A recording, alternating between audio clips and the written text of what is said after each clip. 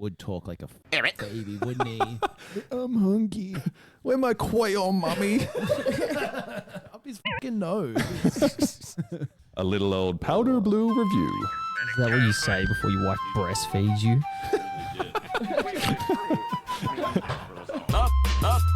Up yours, children.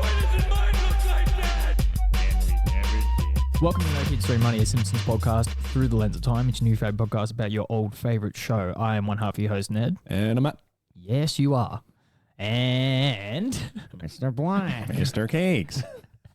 finally, Kegs won't be saying anything or doing anything. he won't be saying anything or producing anything. All right. Well, I think you know what we have in store for the people this week, but, well, people should anyway. Fucking KRUSTY brand imitation podcast. yes. 9 out of 10 listeners can't tell the difference.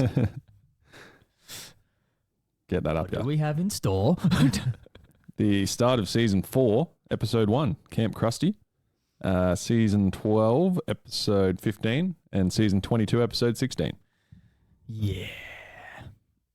Like I said, we couldn't have had like a good run for every single episode this week, but I don't know. I suppose once again, it wasn't particularly fucking bad, but like you compare it to like what we've got up first to, you know, what we got at the end of the episode, and it's like, yeah, Polarizing. very. Mm. Please just stop. He's already dead. Like the contrast is like crazy. Fucking glaring. Yep. Yeah. You'll see why, folks. Yeah. I've turned things over to my bestest buddy in the whole wide world. Mr. Black. I want you to treat Mr. Black. with the same respect you would give me. Now here's Mr. Black. Thank you, KRUSTY, and welcome, children.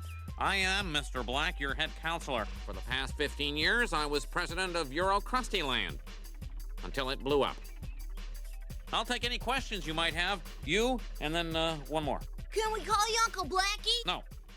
We'll start with Camp KRUSTY. Yes, we will. Season 4, episode 1. Synopsis reads, Bart and Lisa go to Camp KRUSTY for the summer in order to have a break from their parents and meet Krusty the Clown. However, their promises of a fun summer at Camp KRUSTY are broken when the director of the camp, Mr. Black, is revealed to be a ferocious accountant and that the camp counselors are the 3 teenage bullies from school. Meanwhile, Homer is rejuvenated with the kids gone and even begins to regain his hair and lose weight. All of the kids at camp are treated horribly and Bart survives by clinging to the promise that Krusty himself will soon arrive. However, when this does not happen, Bart leads the campers into a rebellion and they eventually take over the camp. Homer sees a news report about this and immediately loses his hair and regains his lost weight. The real Krusty arrives at the camp and decides to make it up to the kids by taking them to Tijuana. Oh, fuck. All right. So, for starters, we're just going to throw the whole 3 quote rule out the window Oh, yeah. for the start of this because It no longer exists. It's just, there is just far too many in this. There's more than I even remember. Yeah. Like, which I also, like, I tried to write down some of the, like, more obscure ones, I would say. But, like I've said, we've used at least everything that I have written down, like, once throughout the show's run. We use the Mr. Black joke every single fucking week. Yeah. Like, this is purely one of, if not the, like, and Yeah. it would be some people's favorite episodes. It's one of the best episodes of all fucking time. Yeah. Yeah. All right. Do you want to start us off? Yeah, I'll leave this note until after we've done all our quotes. But this starts off in the kitchen when Marge is reminding Homer of what he promised the kids. Homer, you do remember the promise you made to the children, don't you? Sure do. When you're 18, you're out the door. Oh, fucking just, yeah, immediately off the fucking bat. Just, there's barely a moment in this episode that isn't a fucking joke. The first thing that caught my eye was the ad for like Camp KRUSTY, and he's explaining at the end about like how there's essentially a fat camp section of it. Yeah. And for you fat kids, my program of diet and ridicule really shows results. Yeah. Immediately just like looks like Tom Hanks from Philadelphia level skinny. I'm washing my fat guy kid, honey.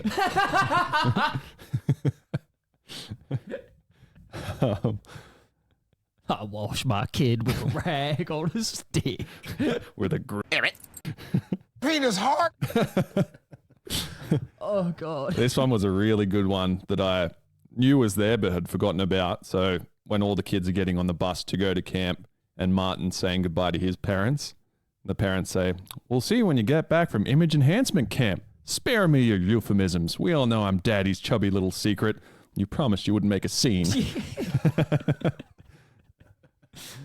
Oh, yeah, then they're all celebrating as the kids leave. I'm pretty sure, yeah, the next scene is the Mr. Black scene, isn't it? Where they're all just sort of... Watching the videotape. Yeah. At the camp. Or do they get shown their cabins first? I can't remember. It goes to like a scene on the bus where Otto's basically saying, "Oh, this is like 3 months of doing whatever we want to do," and there's like a kid running naked up the laneway in the bus, or like yeah, that's right. in between the seats. Yeah, sorry. Next quote.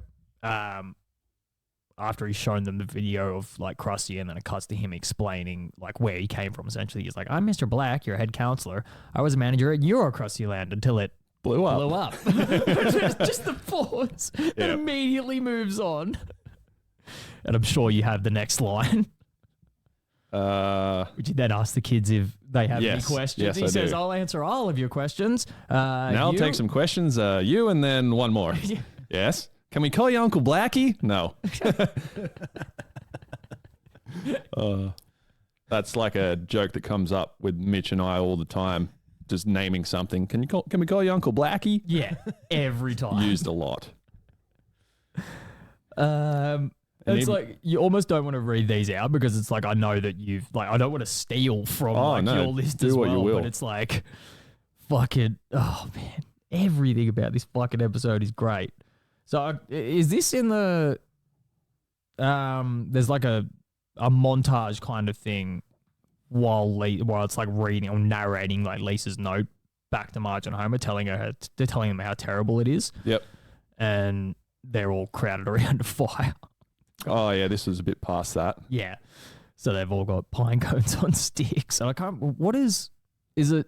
It's Lisa that speaks up and says something. I can't remember what she says. No, it's Bart. He says, like, couldn't we toast marshmallows instead? That's right. Aren't we supposed to be toasting marshmallows? Shut up and eat your pine cone. Oh, man. These are just quotes that stick in your head forever. Yeah. And are just always there. They're not even like repressed quotes in your mind that come up every now and again. It's just like top of the dome stuff. Oh, all the fucking time. Yeah. It's also just like crazy the quality of this episode. It's the jump from season 3's final episode to this. Yeah. Not that season 3's last episode is bad in any way. It's just like a full league above, and it starts what a lot of people consider the show's best seasons. Yeah. I'll put this in now. This was like something in the production notes. So, like, when they were writing the script for this, they were trying to pad it out further. So they didn't quite have the 22-minute runtime that they needed. So they padded out the Camp KRUSTY song with a few extra lines. So, like, the end of the song ends up saying, like, "A brand of KRUSTY Corporation, all rights reserved." So they're just adding random shit to... Just like the legal jargon at Yeah. the end of the song. Yeah. Yeah. And then this note, after he saw the completed episode, James L. Brooks called the writers and suggested that Camp KRUSTY script be used as a plot line for a film. However, the episode ran very short, and to make it barely fit the minimum time, the Camp KRUSTY song had to be lengthened by a number of verses. The episode was also chosen to be the season premiere of the 4th season of The Simpsons, further complicating matters.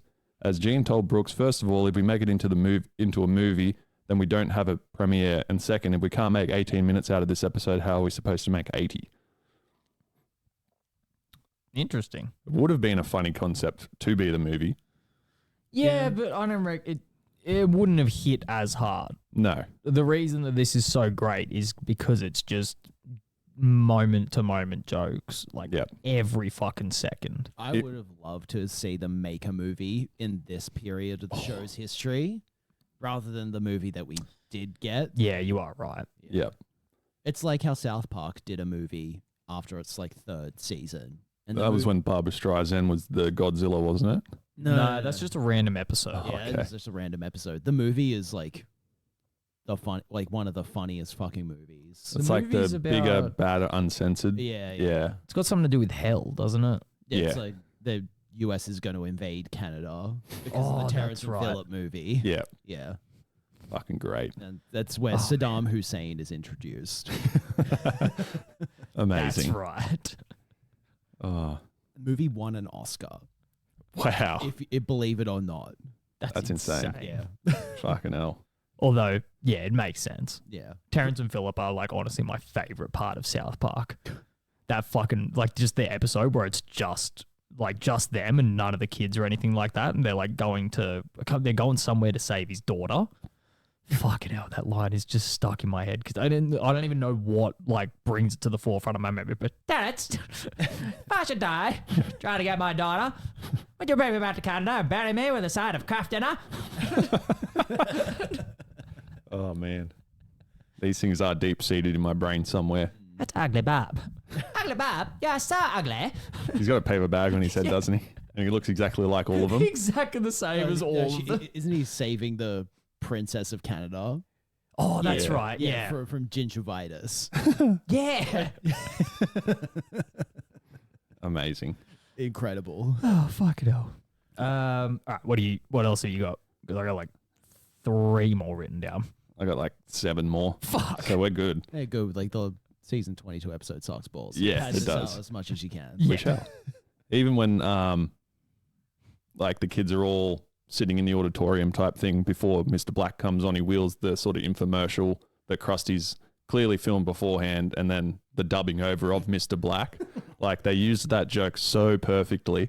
It's like, it's similar to the one where like Homer calls up the inspector about his car parked at the World Trade Center. Oh, And it's- yeah. Wait by your car for a parking officer, Steve Grabowski. Yeah. Like it's that same joke used again in a different way, but like how they used Mr. Black was so good. And his voice was exactly the same when he introduced himself as well. Yeah. That just made it so much Hello, better. children. My name is Mr. Black. Yeah. Even just wasn't the way, evident enough. Yeah, the way that he like enunciates like the is kind of thing, like that line is just so perfectly fucking delivered. Oh, my name is Mr. Black. Yeah. Yeah. Like it's almost dubbed in Yeah. again. Word. My next one is when it switches over to the image enhancement camp and there's like clearly the strict major that's making them do all this work to get skinny. And he goes to Martin, "We're not leaving until this Christmas ham gives me a pull-up." Just got all these kids hanging off of bars. Yeah. Like actual torture. So good. All right. The food hall scene. They're just getting all this fucking grey mush just shoved onto their plates. And Lisa's like, "You're serving us gruel? This is crusty. Not quite. This is crusty brand imitation gruel. 9 out of 10 orphans can't tell the difference." Oh, one of the best lines of all time. Easily. Well, it's even hard to say within this episode. Every fucking line is one of the best lines of all time. Yep. My next one. "Hey, Simpson, tell your mom her cookies sucked." Still eating them. Oh, man. Incredible. Like, yeah, just fucking like, you couldn't even say that, like, one character had, like, one good line. Every character has at least several kind of thing. Like, the next line that comes to my mind from Kearney is, like, they're standing next to the river and Lisa looks down at the boat that is obviously in rapids, has holes in it. "Is this safe? It ain't getting any safer." Just goes to step in and the boat detaches from the fucking wharf. My next line was they're like trudging through the forest, clearly like trying to find food and shit like that. And Kearney's got a big like poking stick and Milhouse falls over and he's like, "Oh, I think a snake bit me. Back in line, maggot." Oh, He's just poking him with it. yeah. I can't remember exactly when it comes up, but they're like, I think it might be at the end of the montage scene that I was talking about earlier when they're talking. Oh, maybe it might be after the gruel scene. I can't remember exactly, but just, cuts from the kids in some horrid fucking squalor situation to the bullies and Mr. Black sitting in like a nice heated cabin, all sitting around drinking scotch. Yeah. Gentlemen, to evil. So small, like Yeah. such a small snippet. I think Yeah, Jimbo asked for like more brandy. I think that's what they're drinking. Ah, yeah. Yep. Which is, they're like only 2 years older or something than all the kids that are in They're the camp. 12. Yeah, they're 12, and he's just drinking hard, straight liquor with them. Yeah. Amazing. That's everything that I had written down. Okay. So how many more are you I got? got 3 more. All right, hit me. Hit me. 21. Hit me. So Bart's like holding on to that glimmer of hope that Krusty is going to eventually turn up. Mm-hmm. And then they're back in the auditorium. And Mr. Black says, now, in lieu of last night's dinner, I've got a special guest lined up for you. Krusty is coming. Like that sort of entails it. Mm-hmm. And then Mr. Black introduces Krusty. Now, Krusty has laryngitis and a bad back, so he won't be saying anything or doing anything. What do you think? I just dressed up a wino and passed him off as Krusty? Yeah, Bart, I am so crunchy the clown. Knows his name. Yeah. Amazing. And then Bart causes the upheaval after he points out to everyone else that that's clearly not Krusty. Yeah. And then Mr. Black turns to the bullies and says, I thought you said you broke their spirit. We did. You broke nothing. Broke nothing. And then the only other scene that I have, or quote that I have written down, is when Marge and Homer are watching like some weird tantric meditation with like some Indian guy on TV. Yes. And it cuts to like a news commercial. Kent Brockman comes on the screen straight away and says, ladies and gentlemen, I've been to Vietnam, Afghanistan, and Iraq, and I can say this without hyperbole, that this is 1,000,000 times worse than all of them put together. Please don't be the boy. Please don't be the boy. Please don't be the boy. It is Bart. He just immediately loses his hair and gains another like 30 pounds or something like that. Amazing. I was like the visual of that scene because like he has like the third hair and just Yeah. like, boing, bonk. Yeah. I think he has like 5. Yeah. There's a couple more Yeah. than what there usually is. Yeah. And then essentially from there is when Krusty sees that on the news. He's looking at all those like shitty things that he's meant to be putting his face to. And he's like looking at the clock and goes to touch it, and it, like you can hear like it sizzle his hand straight away. He's like, ooh, I gotta warn you that thing gets extremely hot when you leave it plugged in. As you are supposed to do with clocks. And then he looks over the whole line. They're all like sparking. There's like a spring ejecting from the back of one of them. There's clearly a knife in the head of one of the Krusty dolls, which is in this book. Is it? Yes, I just realized. But that's not exactly the same when he realizes. Oh, nice. The scene when he realizes he's being knighted by the Queen. Wasn't she at the start of the episode? Nah, she's at Wimbledon. Yeah. Because he's like eating strawberries and then he starts like yelling at one of the dudes to choke or something like that. And the announcer tells him to shut the fuck up. And didn't the season 22 Yeah, it episodes? starts with the Queen. Like, Yeah. Oh, yeah, it did too. cold open is Kent Brockman talking about the Queen like assaulting somebody. And Yeah. having like something in her system or something. Yeah, like wait for that. the lab test to come back. Yeah. Yeah. There you go. Yeah. Small through line. Didn't even know. Caught in real time. And yeah, Krusty comes back, takes all the kids to Tijuana. Amazing. Tijuana. Yeah. Yeah, I've got one thing before final thoughts. Have you got any like other production notes or anything like that? Yeah, there's one. So the layout for Bart and Lisa's cabin was influenced by the director Mark Kirkland, who as a child went to a Boy Scout camp that had exposed wires and other similar faults. Kirkland was also sure that the character Mr. Black would reappear later in the series, but he never did. Al Jean commented, I guess that the hydrofoil really got Mr. Black out of the show forever. So we like questioned what the hydrofoil was. Yeah, what was that? So a hydrofoil is a lifting surface or foil that operates in water. They're similar in appearance and purpose to aerofoils used by aeroplanes. Boats that use hydrofoil technology are also simply termed hydrofoils. So essentially it's just like a submarine of some sort. Oh, okay. I thought it was a type of plane. Dunno. Because it's like a big propeller that sort of like goes below the water. Oh no, it's a type of boat. Yeah. Like it's a giant propeller that sort of like sits really, really low and raises out of the water as the boat gets faster. Ah. Sort of like those surfboards Yeah. they have nowadays. Yeah. Oh, okay. Interesting. But also kind of, he's a great one-off character. Yeah. Really, really great one-off character. They couldn't have used him again in another way, though. No. That's why they never brought him back. Yeah, he was he was a great character, but very contextual. Mm. And then the only through line, it's not a through line, but just like something I noticed was when the news flash came up of there being trouble at Camp Krusty, it said crisis in Camp Krusty, all with K's. Oh, yeah, it did too. Again.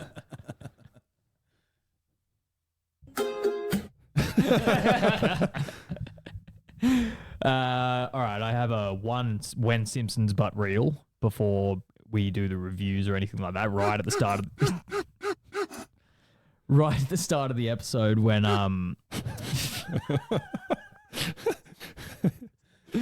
when like Bart's trying to lie to Homer about his like report card, and Homer says like, you can go, like I didn't want you around all summer anyway, and then he's like, before you go, can you use your little hands and stick him in that like lawnmower and get it going? And he's like reaching for it, and all of a sudden the mower kicks back to life. When we were kids, for some fucking unknown reason, Mum stuck her hand under a fucking operating mower and nearly lost her fingers. Whoa. Yeah. Don't even remember why, but I remember watching it. The only reason she didn't lose her fingers is because she had like long fake nails at that point in time. Mr. Simpson, no! And the nails caught the blades and like sort of like jolted her hand back. I don't know what the fuck she was doing. Why would she do that? I don't know. I have no idea. It's one of those things where your mind says, go on, do it. No, not even. Like something was stuck in there, and she was like, I don't know why I didn't turn it off. She was like, I just stuck my fucking hand under there like an idiot. Yes. It's like, I mean, more the bottom one. That's each finger coming off.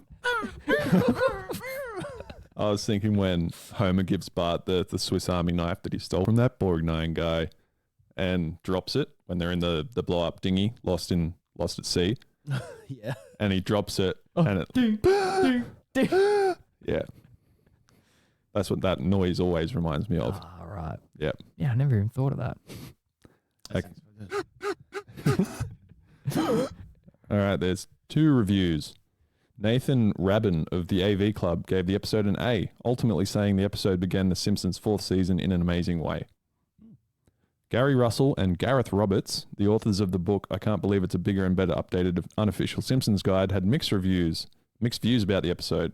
They said that it is a bit baffling to non-Americans unfamiliar with the summer camp system, but top grade stuff nonetheless. Anyone who's worked as a counselor in such a place can testify to this episode's authenticity. Everyone knows what a fucking summer camp is. I don't think the context is really required. No, Yeah. it's kind of obvious. Yeah. It's like they're at the camp for the summer and it's shit. Yeah. Like, You got to be a real Colin Jacobson to not get that one. yeah, where are you, Colin? You fucking coward. Yeah. He's gone back Afraid and of good episodes, are you? he's redacted. Yeah, that's fucking. What do you mean? Oh, if you're not from America, you won't get this. What? That's also like the classic American point of view where it's just like, oh yeah, you don't get it. It's like your media perpetrates fucking everything. Everybody understands how you work. Yeah. You idiot.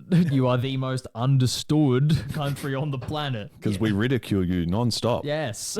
because of how stupid you are. You clod. States? Thoughts are too tight for states. All right. Yeah, final thoughts. One of the best of all time. There's barely a moment in this episode that isn't quotable. We ourselves use lines from this episode consistently. It's truly The Simpsons at its finest, and like is widely regarded as the start of the golden years. Yeah. We're not going to get a bad episode for a long time to start this podcast. Fuck no. Yeah. Like it's just bangers from here on out. I looked at, because this was this season came out in like 92, 93. I was looking at if any came out on my birthday. The closest one is on March 11th, and it's Last Exit to Springfield. I'm like, oh yeah. Did any come out on my birthday? 21st of January is the closest. What episode? Selma's Choice. Huh? Marge's aunt Gladys dies, and the Simpsons, Patty and Selma, attend a funeral. During the reading of a video will, Gladys tells Patty and Selma not to die lonely and miserable. It's the one where Homer eats a spoiled hoagie. So the Duff Gardens episode. Oh. I just looked it up. Episode like closest that I can get to my birthday was Colonel Homer. Ooh. Good Yeah. episode. Yeah. We've covered that one. Yeah. Season 3. Recently. Yeah. That one day before my birthday. That's the closest. Yeah. Now I'm curious, were there any done on March the 8th? Were there any Simpsons?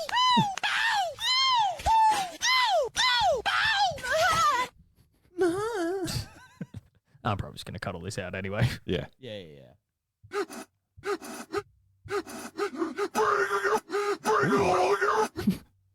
Lisa the Simpson. Oh, that's a good one. Yeah. Fuck yeah. And then Screenless, which was an episode in season 31. Probably terrible. Wesley, get Mama's Prime Bar. What a great ball game. Thanks, Weekend Dad. Stop calling me that. Hey, kid and man, don't support a team run by liars. Liars? They're secretly planning to move to Albuquerque. That's crazy. It would have been on a talk radio show like Sports Chat or Sportzilla and the Jabberjocks. Yeah! Well, you little proud! All right. Season 12? Yes. Okay. Season 12, episode 15. 15? Yeah, Yep. 15. Titled Hungry, Hungry Homer. Synopsis reads, Homer becomes a good Samaritan and after discovering the simple joys of helping people in need. When Homer stumbles on the plot to discreetly move the Springfield isotopes to Albuquerque, New Mexico, he warns the town but is discredited. As a result, he goes on a hunger strike outside the ballpark but is moved inside to become an attraction for fans as his health declines. When fans lose interest, the team owner offers him food, which allows Homer to provide proof of the plot and prevent the team from leaving. Yes. Mm-hmm. All right. I'll start us off. Because I literally can't hear the word Lego without thinking of this fucking line. So after they've been to Blocko World and they're on the way back, and I think Marge asks them like how their day was, and Bart just goes like, "Yeah, the Lego shirt's a little like itchy or uncomfortable or But something why like did they that." get this Lego shirt? Yeah. Don't you mean Blocko shirt? Right, Blocko shirt.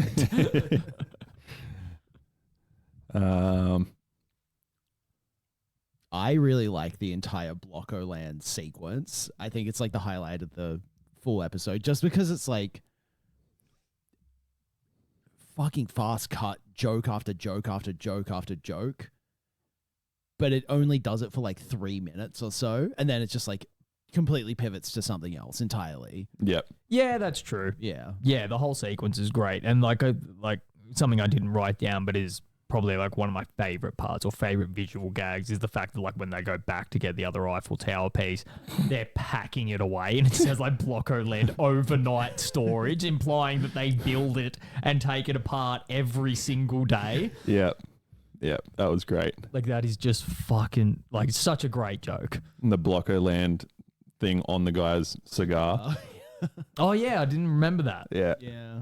I think my favorite visual part was when Homer and Lisa are in the river of blocks, and Homer's like splashing someone and says he's not going to stop, and then the guy in the lifeguard tower comes down and just starts walking over the water. Then jumps Homer in. falls in. Oh, that was good. Oh, leeches.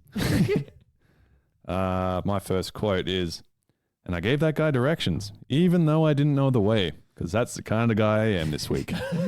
That was my second one. Yep. But I have 4. So that's good. Yep.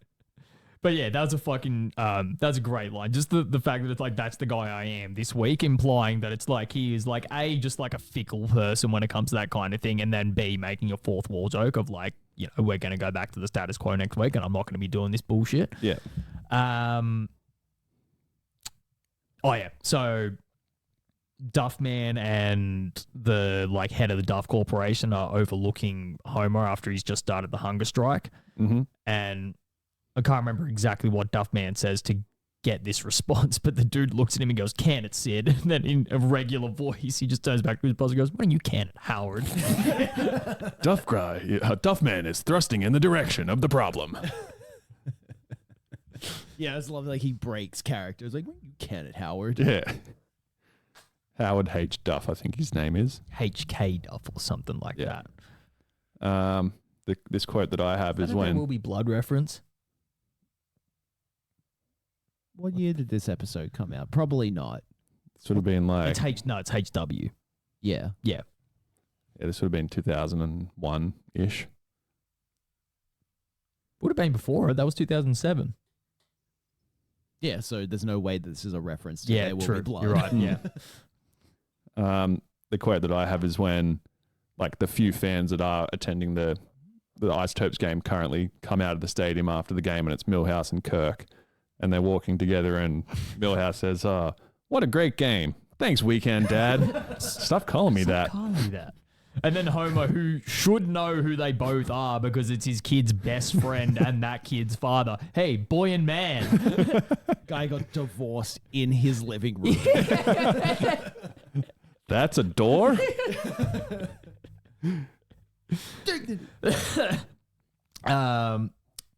And the last one I have written down is like after they've moved him into the stadium and like pretty much just before he gives up the hunger strike and he's fucking hallucinating. And he says, this guy turns up in front of him and tells him like essentially that he can't give up. And he's like, "Oh, the spirit of Cesar Chavez." He's like, "I'm the spirit of Cesar Chavez." He's like, "Why do you look like Cesar Romero?" Because you don't know what Cesar Chavez looks like. I had a note here. Who the fuck is Cesar Romero? I don't know. The guy that went on a hunger strike. That's what I would assume. Another like visual joke I really liked in this episode is like when he goes back to the stadium to the office to like try and prove to everybody that the team's moving to Albuquerque, opens the door. It's just the guy playing the trumpet. Wow, wow. It's so dumb. Like, Yeah. It's so dumb. Did you find out who Cesar Romero was? Oh, he's just some American actor. Oh, fair enough. Oh, hang on. Maybe I should find out what he was in. That would probably provide a little more context. Where's his... Okay, so he was in the original Batman, the original Ocean's 11. Oh, yeah, he's the Joker. The original Joker. Oh, yeah. Yeah. Yeah. He's the Adam West Batman. Damn. Yeah. There you go. He old. I had a note. What's wrong with you? I see you. He did. I just wrote there's a few moments where it's getting a little stinky.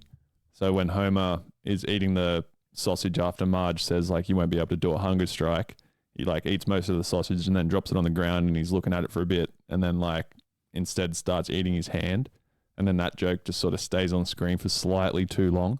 Yeah, you're right. There was a couple of moments in this episode where I was like, that doesn't really need to It's keep like going on like it does. Yeah, it's like at this point in the show, it still has its moments where it's still funny and it's still semi well written, and then you get like these newer things leaking in where it's like I can see like the tendency to like linger on a joke for a little too long and jokes that just don't land at all. Yep.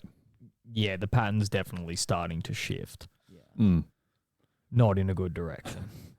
The only other thing that I have quote wise is when they take Homer out of the chair because he's just becoming like not fun to see as an attraction.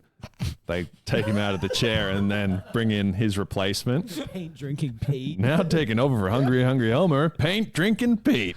Just drinks a You know what's going to happen immediately. Just starts having a fucking seizure. Dies on the spot.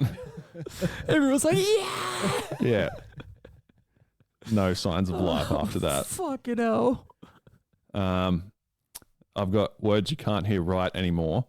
I can't remember exactly the quote that comes before it. Is it quirky? No.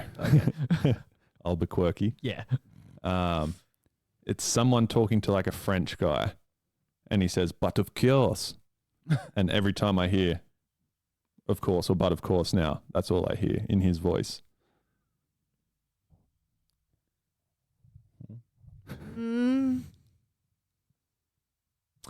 It's at the start of the episode when Homer is like being a good guy and helping everybody out, and it's the hairdresser that won't give Marge the streaks. Oh, yeah. And he's using $400 a month on low for lightener. Yeah. You can get the same results with a mincing gel, which whatever the fuck that That's is. of course. But of course. Yeah. I couldn't remember where it came from, but I knew it as soon as it popped up. I was like, yeah, this is it. There you go. Reviews? Yeah, I got 2 production things as well, but cultural reference, Duffman turning against Howard K. Duff and throwing him over a fence is a reference to Darth Vader turning on Emperor Palpatine in the film Return of the Jedi. As he liked to be called. Was the first one right? Or Palpatine? Palpatine. Yeah. Okay. Production. Have you never watched Star Wars? Nope. Whoa. Not even one. Damn. I watched a bit of the Mandalorian Yeah. series, and that's quite good. It's not even close. It's Star Wars.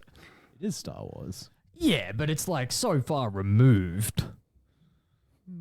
I don't know any better. But it's like crazy that you've never even watched like the originals. Yeah, that's what I mean. It's like, how have you not watched like Star Wars, but you watched like a deep cut TV show where you need to have watched Star Wars to understand 90% of the shit that's happening? It's also referenced. It's referenced so often in The Simpsons as well. Yeah. Yeah. Versing the gay robots of Star Trek or Star Wars, one of the two. Yeah. From this episode. Oh, yeah. Yeah. Okay. It's the gay robots from Star Wars versus the cool robots from Battlestar Galactica. That's right. This episode inspired the name of the real-life Albuquerque Isotopes minor league baseball team, which came to Albuquerque in 2003 after being known as the Calgary Cannons. A few days after the episode aired, Albuquerque journalist Leanne Potts acknowledged how then Mayor Jim Barker was making similar efforts to move the Canadian baseball team to Albuquerque with a $28 million stadium offer, even stating it seemed the Simpsons writers were commenting on politics in Albuquerque and that the episode wasn't a case of cartoons imitating life, but of life imitating cartoons. In tribute to the episode, statues of Homer, Marge, Bart, and Lisa were placed in the Albuquerque Isotopes Stadium. Really? Cool. Wonder if they're still there. We'll find out. And we never did. Yeah, that's far too much research. And then Homer's line, "I gave the guy directions, even though I didn't know the way, because that's the kind of guy I am this week," is paraphrased by Patrick Stump in his band Fall Out Boy's 2005 single, "Sugar We're Going Down Swinging." What? Where? Oh, yeah. Yeah. You guys would know the line better than... Yep. Yeah. Yeah. There you go. Fuck. That's crazy. Never even noticed that. And I'm pretty sure they've appeared... I'm sure they appear... They were in a season 20 episode and they were used on the end credits. Yeah. Completely non-referentially. Like, the episode had nothing to do with them in any way, shape, or form. I feel like we see maybe Pete Wentz and Patrick Stump once. Yeah, and it was right at the end as well. Maybe. I'm about to say, like, surely there's, like, an episode where they go in and help Bart fucking be cool or something, and that's 40 minutes, and I want to kill myself afterwards. Yep. 2 reviews. Colin Jacobson of DVD Movie Guide gave the episode a mixed review, writing, "Though it has something of a rehashed feel, an impression that we've seen this episode before, Hungry still manages to be fairly effective. Chock full of laughs? ? No, but the show has its moments. Or maybe I just like it because it's the origin of the word hungy, which I used for many years after I forgot I stole it from this episode." He would talk like a fucking baby, wouldn't he? I'm hungry. Where my quail, mummy? Up his fucking nose. A little old powder blue review. Is that what you say before your wife breastfeeds you?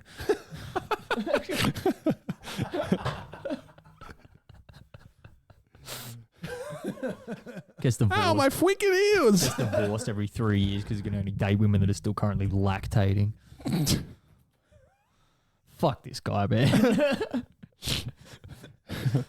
Mac McIntyre of DVD Verdict said, said of the episode that the best moment was pretty much any scene with Duffman.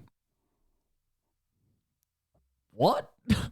Like, Didn't say any quotes, just wrote that. I don't necessarily disagree, but elaborate, please. Yeah. Give us something. How are these? These aren't reviews. Why don't you can it, Mac? I just don't get it. Like, how do you guys call yourselves journalists? I don't think they do. No. No, that's the thing. They do. That's what they introduce themselves at parties if they ever would get invited to parties. I play a reviewer at parties. Or at least I like to.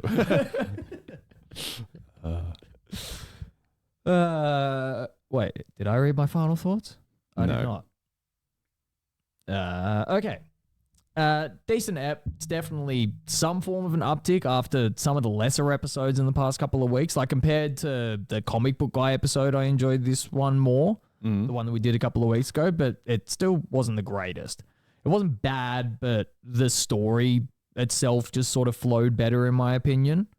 But you can really start, like you mentioned before, you can start to see like not only the gaps in the jokes, but them trying to pad out jokes that don't land. And I think it's the combination of that as well. It's the fact that it's like sometimes you can get away with one or the other. You can get away with something going on for a little long if it was funny initially, or you can get away with, you know, something not being that good if it's just there and gone. But if you're doing something that doesn't really land and it's on screen for 15 seconds, it starts to bother me. Yeah. It's just the cracks are starting to appear. Yeah. And be very, very visible now where it's like it's going to start tilting soon from like... The argument used to annoy me of like when you used to see it online of like, nah, fucking, you know, it started going downhill after season 10 or 11 or something like that. And like I was just thinking, no, it didn't. It was fucking great for like years after that. But actually sitting here and watching it week to week now, I'm like, oh, okay, I can start to see where people were making that argument. Yeah. I don't think it's like terrible yet. No, not by any means. What we're about to talk about, fucking terrible. Teachers sure are a lot less cool than I imagined. Stop that! Better shut up. Cheech is really mad. I wish that I had gone with Chung. Yeah. Yep. Do we even really want to fucking acknowledge it all that much? I'd fucking... We'll read the synopsis Season and 22, whatever it episode is. 16. Yeah. Yep. And I'm slamming on that fire button. Titled Amidst Summer's Nice Dreams. It's not even like worded well. Yeah. Synopsis reads, 1970s stoner comedians Tommy Chong and Cheech Marin decide to break up after each of them get a new comedy partner. Homer pairs up with Cheech to become Cheech and Chunk, while Principal Skinner joins Chong to become Teach and Chong. Didn't even see that joke, honestly. Must have just... I wasn't paying attention. No. However, learning that their real lives are not like their act, Homer forces Cheech and Chong to reconcile. Meanwhile, Marge stages an intervention for the crazy cat lady after noticing that she's hoarding animals. No, that wasn't the reason, but anyway. However, Marge ends up hoarding the items she removes from the crazy cat lady's house. Homer rescues Marge by having the crazy cat lady come by and take back her items. These episodes are so bad that even a like mindless AI program can't be bothered to pay enough attention to write a synopsis properly. Yep. Oh, his synopsis read good. Fucking hell. Yeah, I've got no quotes because there is no quotes or moments or anything like that. I've got 2 through lines and final thoughts. What do you got? Actually, kind of perfect example of what we were talking about before, where a joke lingers for way too long is like Marge describing the items that are inside the cat lady's house. It's just like, it's this, and then this, and then this, and then this, and it actually goes on for like a minute. Yeah, there's like a solid minute of her just, and like it's one of those things like these things are just getting less and less funny. It's just like It's like just go the opposite direction and be like a bag of used dildos. Like fucking just actually fucking, you know. maybe the character not addressing it and just showing it. Yeah. Or anything. Just actually try and catch us off guard. And even when the guy that's driving the truck with all the shit in it looks in the rear vision and sees Marge taking stuff out and says like, oh, she's crazy, but I'd still do her. And it's like, that's it. That's the joke in a cut. Yeah. What? There were heaps of jokes like that in this episode where like they're just like edited or like paced out really weirdly where like, is that meant to be a joke? Was that meant to be funny? Another one that comes to mind is when Homer is like singing over the top of a song that he's playing through like a cassette player when he's in the tour bus with Cheech. And Cheech is like telling him to stop, and he's like, "Oh, I thought you were the cool one," or something like that, and then just sort of dies off singing a little bit. He just keeps doing it as well, and it's just like, this wasn't funny at all, and it again lingered for like a full 40 seconds or something. And then when Chong was having auditions for who was going to be his partner, like Gil was there first, or someone else before Gil, but then Gil just did a really crappy scene. I can't even remember anything about it. Yeah. And then Skinner comes on and he's like, "Oh, I've heard of a cell phone, but this is my celery phone."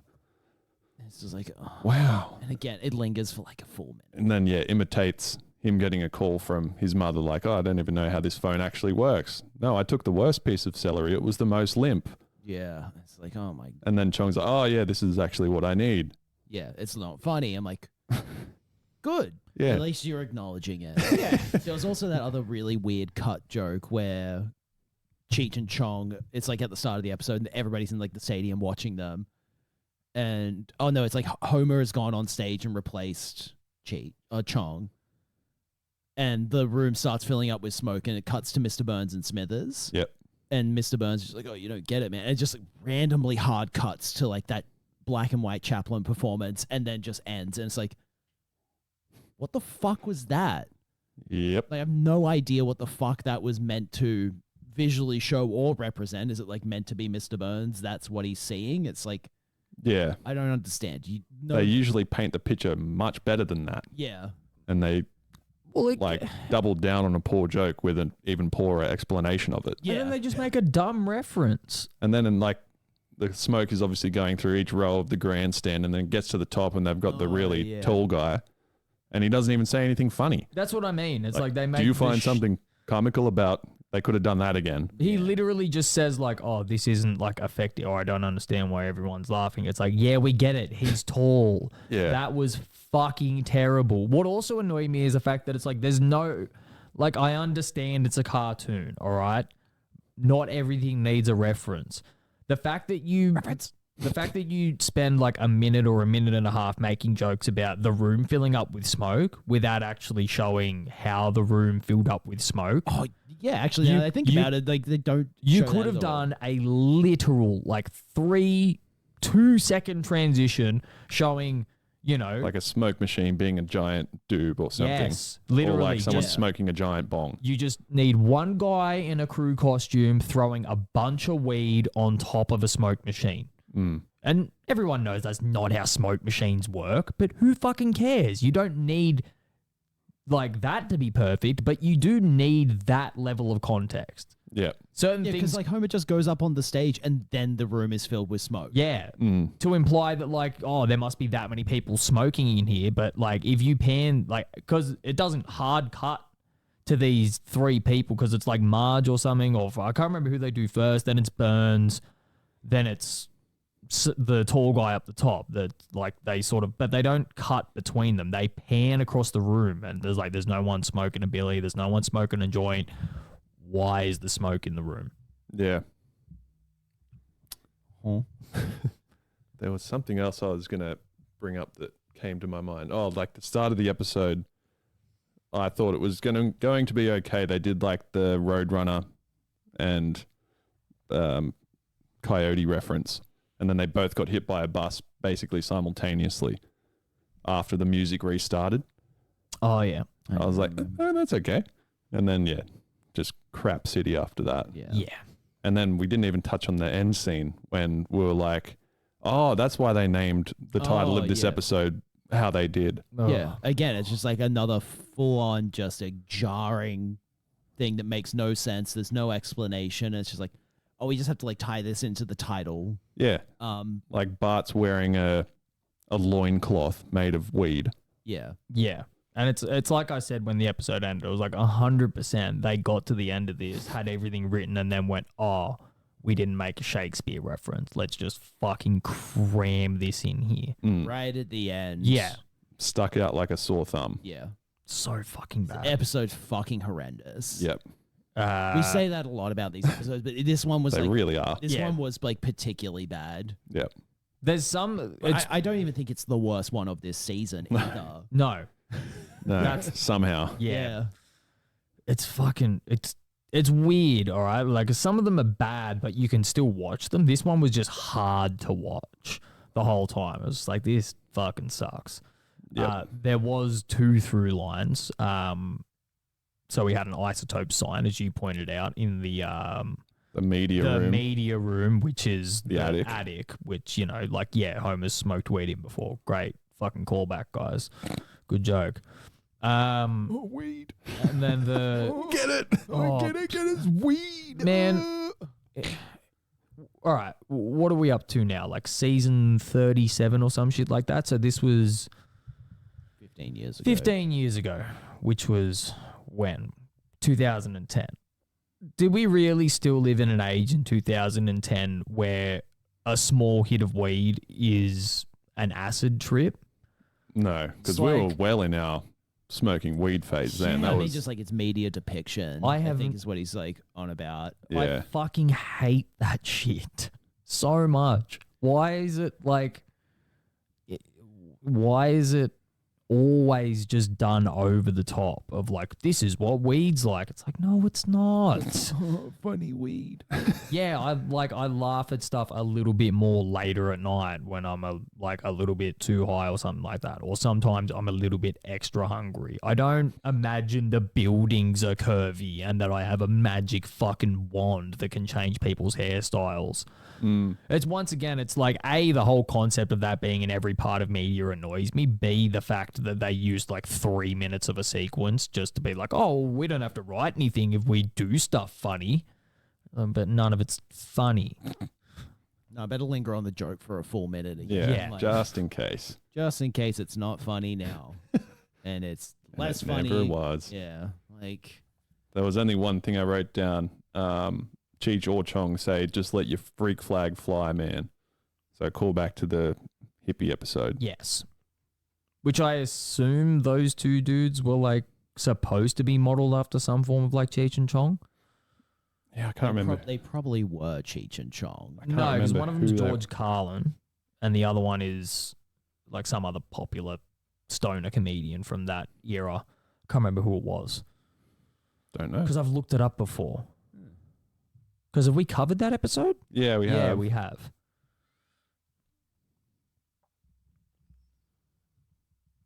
Are you looking that up? Doan in the Wind is what it was called. It stinks.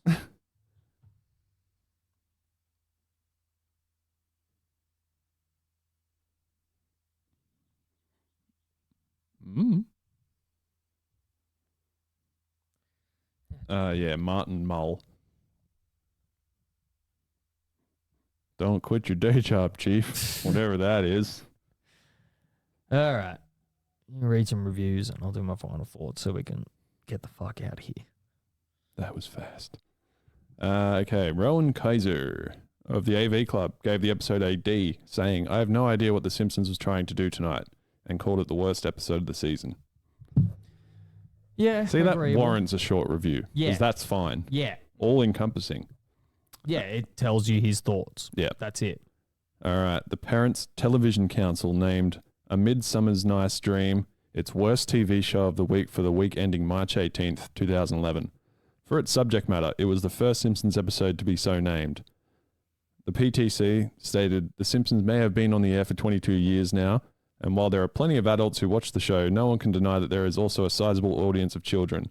Since Cheech is portrayed as a straight-laced, stick-it-in-the-mud, the subtle anti-drug messages in the show are completely lost. In the end, sober still equals boring. Yeah, that also kind of like, I was thinking about that afterwards as well. And I was like, why? Like, I understand that, yeah, there's probably a contingent of adults that would have watched the show, but it's still mainly more marketed towards kids who have zero idea who Cheech and Chong are. So you could have picked more relevant. It was an people. already outdated cameo. Yes. Yeah. And very niche as well, kind of thing. It's like, yeah, not only do you need to be an adult, but you need to like dumb stoner humor from the 70s. Yep. Like, it just wasn't going to fucking land. Yeah. Even like the funniest line that Cheech and Chong are probably known for is that Dave's not here, man. And they tried to do that joke like 4 times in the episode, and it was like, this sucks. The joke itself isn't that fucking great. No. I've seen it. It's not that good. It's like, yeah, it's a little bit of a chuckle. This isn't like the funniest thing I've ever heard. It was back It then. requires these two having lifelong careers. All right. These later episodes, final thoughts. These later episodes that rely completely on how another celebrity's humor is received as opposed to how their humor is structured just doesn't work. Eric. Man, that band was good. You're a fucking hater, bro. I just hate that they fucking made me wait. The set times were wrong. It's not my fault. For context, for Matt, like the show we went to the other night, there's 2 bands. Opening band was starting at 8:30. What Mosh Tick sent out to everybody is that at 9:05, the headliner band was going to play. And it's like, we're all just like standing there like waiting. It's like, oh man, they're really chewing into the fucking set time here. It's like, man, they played like 30, 40 minutes longer than they should have. And it's like, I find out after the show, it's like, no, they were actually like, the headlining band was meant to play at 10 to 10. Yeah, all the set times were wrong. Yeah. Wow. He sent me some post yesterday that was just something to the effect of like somebody saying, yeah, anybody who got that Mosh Tick's email, these are the actual set times for tonight. That was wrong. We were just standing there for 40 minutes just being like, what the fuck is happening right now? Some of the weirdest shit you've ever heard.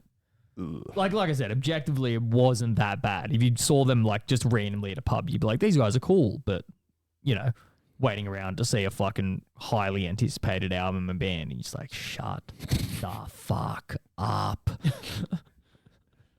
Oh, yeah. Yeah, I felt like they stole as much time from me as, you know, the Simpsons writers did with this fucking episode. This episode was fucking shit. Yep. It was real Shows bad. Shows that fucking stopped airing 10 years ago. Yeah. We'll rate it no dog shits out of 1. Well, speaking of things going off the air, you can find this podcast on Apple, Spotify, and YouTube. It's the... And we'll speak to you guys next week. I put it there. No, it doesn't. Are you ready? It's the kind... You're not mad at me, are you? So we asked ourselves, who's behind the badge? Police? Cops? Police cops. Yeah. Well, see, the thing about that is